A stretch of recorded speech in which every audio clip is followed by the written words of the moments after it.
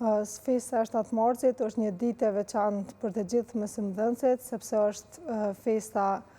jonë dhe spari shfrytëzoj rastin që nga kjo studio të uroj festën e 7 marsit të gjithë mësimdhënësve kudo që janë, sepse është një ditë e veçantë për ne, por edhe për popullin shqiptar, duke u nisur nga sakrificat që i kanë bërë të parët tanë,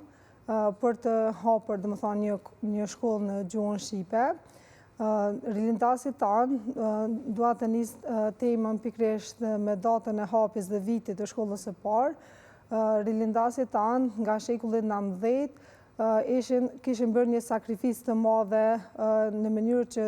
të kenë një shkollë në gjuhën shqipe, sepse gjatë asaj periudhe populli shqiptar ishte nën sundimin e Perandërisë Osmane dhe ishte pamundur, domethënë, të mësonim në gjuhën shqipe. Kështu që pas sakrificave të mëdha,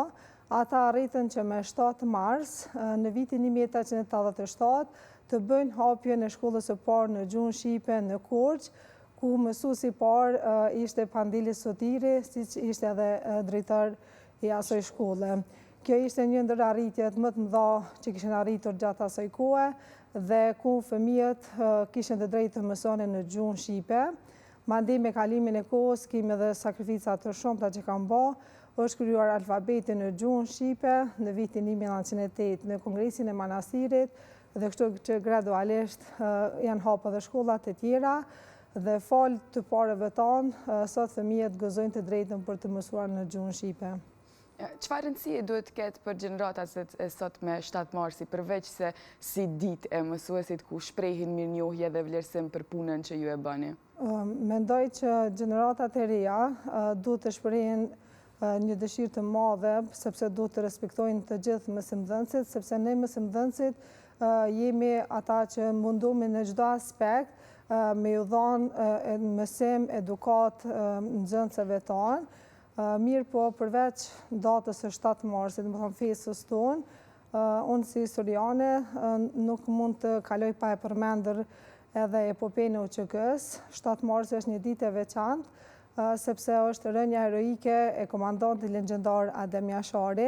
dhe familjes së tij 59 anëtarëse. Komandanti Adem Jashari ishte një komandant justisë ligjore të Kosovës, ku kishte dhënë një kontribut të madh për shtetin tonë, ku dhe falë tij dhe të gjithë dëshmorëve të tjerë, ne sot e gëzojmë lirinë dhe pavarësinë në shtetin tonë. E përmende rëndësinë e të dy ngjarjeve që kanë ndodhur në kohë të ndryshme gjatë historisë në të njëjtën ditë. A janë këto gjëra që i ligjeroni edhe gjatë ditës së sotme edhe që mundoheni të paktën me ja ngulit më tepër se ndoshta një ditë tjetër nxënësve? Patjetër, unë si historiane, gjithmonë çdo vit mbaj orë historike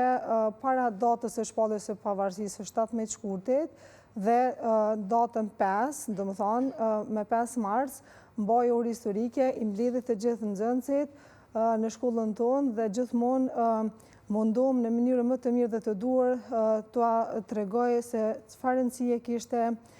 komandanti Adem Jashari dhe Ushtria Qëndrimtare e Kosovës, epopeja UÇK-s në përgjithësi,